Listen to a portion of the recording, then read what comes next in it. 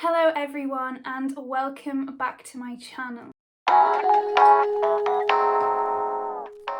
Today I'm going to be talking about 5 ways that you can build your confidence, and these are some steps and some tips to become your most confident self. So the first thing that you'll want to do is a self-assessment. You want to look at the areas of your life that lack the most confidence, that you feel most insecure about. Now this can be something to do with your health, maybe your work, your relationships, your social life. There are many areas in our life to which we might not feel very confident within. And to start your confidence journey, you want to pinpoint those areas. And doing this will give you clarity and the ability to do deeper work into why you have doubts about confidence within these specific areas. So I recommend maybe just writing down some of these things that you may feel unconfident within and find little solutions as to how you can become confident within that area. For me, I struggle a little bit sometimes with my social skills. So to help that, when I go back to university, I want to do as many socials as I can. I want to meet some more people before I graduate, and I just want to exercise my social skills generally. The next thing that you need to do is to improve your self-talk and self-compassion. So if you're constantly talking negatively about yourself, you will never be confident. Imagine you are constantly talking to someone about how bad you were at this, or how you're never going to be able to do that, and it was constant to the level to which you do it to yourself. And sometimes we have these thoughts and these feelings without even noticing it. So if you take that and pretend that you are saying this to someone else, that person would probably believe what you're saying eventually. And would they really want to be around someone who has that lack of confidence? Because generally, if we talk to people about our lack of confidence, it can start to translate to that other person, and that person isn't going to be wanting to feed off that energy. So that person is probably just going to leave. So you can see as to why if you were talking negatively about yourself, you're never going to be able to reach that level of confidence that you want to.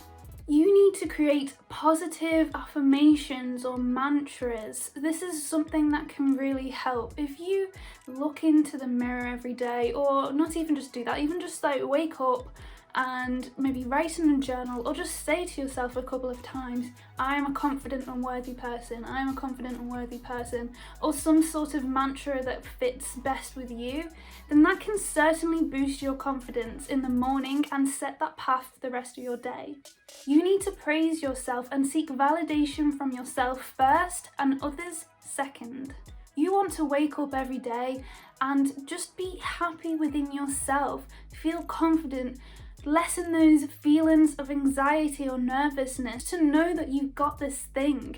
How powerful does that feel when you know that you're about to do something that you are 100% confident within? So yeah, you can never expect to be a confident person if you do not speak to yourself with compassion and kindness. If you were doing that again to someone else, if you're speaking to them in a negative way, if you weren't being kind to that person when they're trying to do something, when they're trying to grow, they're probably not going to feel great. It's not going to feel great if someone's constantly telling you, you're bad at this, why are you even trying? So don't speak to yourself like that. So the third one is to not compare yourself to others. And this is a very tricky thing to do. So it's don't compare yourself to others, or at least notice it and pick up on it when you do it. So this, for me, has been prevalent within social media. Things like Instagram, I've talked about this before, I've made a whole video on it, I'll link it up here. It's not a great place to not have these feelings of self-comparison. You see all these beautiful Instagram models, you see their amazing bodies, or you see these people's healthy diets and everything they eat. You see people getting up at 4 or 5 a.m. and going to do running or going to the gym, doing yoga, doing meditation, you know, it can become overwhelming too much. And you just think to yourself, I should be doing that. Why aren't I doing that? Why don't I look like that? Why don't I have that much money? And it is just, it's too much. There are always going to be people who have one up on you. There's always going to be people who have more this or more that. And what you have to think is that I am me. I am enough and I am worthy.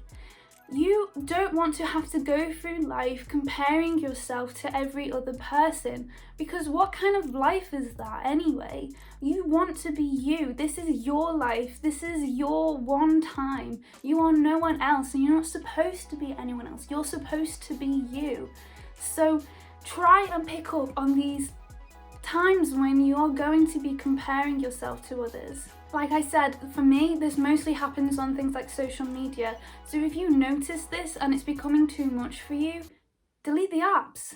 Just delete them, even just for a short amount of time, until you can start to build up this self-confidence, until you can go back onto the apps and think, yeah, you're beautiful. Yeah, you have an amazing body. So do I though. I'm beautiful. I have an amazing body.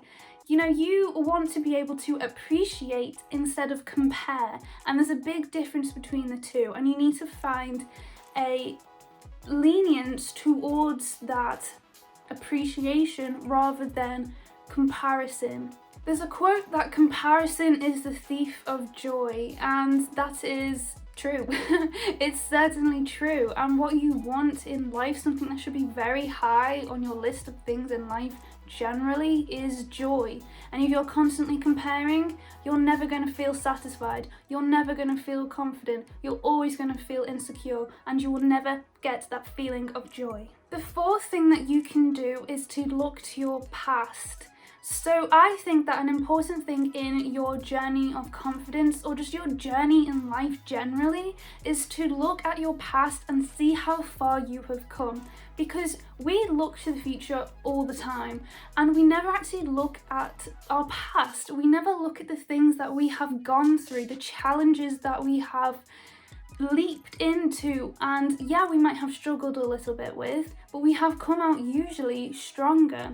And you need to think about the ways in which you have changed in the last few years, physically, mentally, emotionally, financially. You might have had up and downs, but right now you can look to the past and see, yeah, I have changed physically. Yeah, I have changed mentally. You are changing mentally right now if you are watching this video and deciding that you want to change. That is a change mentally. That's a change kind of emotionally as well. You want to become a better person, so you are changing right now. I have done things in the last year that if I had thought about maybe 3 to 5 years ago, I would have thought was impossible. You go through things every single day to which your past self would have been like, wow, we did that? That's amazing. I'm doing something this summer with one of my best friends that we have been talking about since we were like 11, 12, 13, and we cannot believe that we're finally doing that. And we actually talked about it. We've looked into the past and we said, we can't imagine ourselves talking about that. This is something that we probably did talk about in high school. And now we are actually going to be doing it this summer, which is just amazing. So look into your past, think about how far you've come, and that is certainly going to help you on your journey. Now, the fifth and final thing that you can do is visualization and planning. So you need to visualize who this woman or this person who is confident is doing. What do they look like? What's their finances like? What's their general lifestyle going to look like? You can do this in many different ways. You can just write it down in a notebook and kind of draw a few lines off it. You know, what's the day-to-day life going to look like of this confident person? You can maybe create vision boards. I know that's really popular. That's something that I want to do soon. So you have these images constantly there and kind of staring back at you. You know, maybe put it on your wall and then it's just there, and you're able to think every day, okay, this is the person that I'm going to become. I am going to be a confident person. Or even better, just say, I am a confident person. Not that I'm going to be, but I am. You know, already become that person. You know, that kind of fake it till you make it kind of ideology. The next thing that you need to do is create an actionable plan for your successful life. Yes, you can visualize to your heart's content, but are you going to get anywhere if you don't create an actionable plan?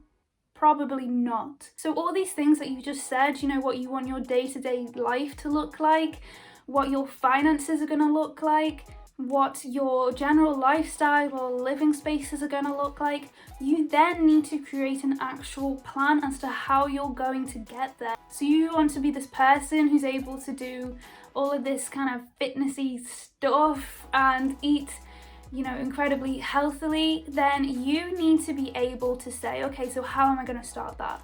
I can't just jump into that. So where am I going to start?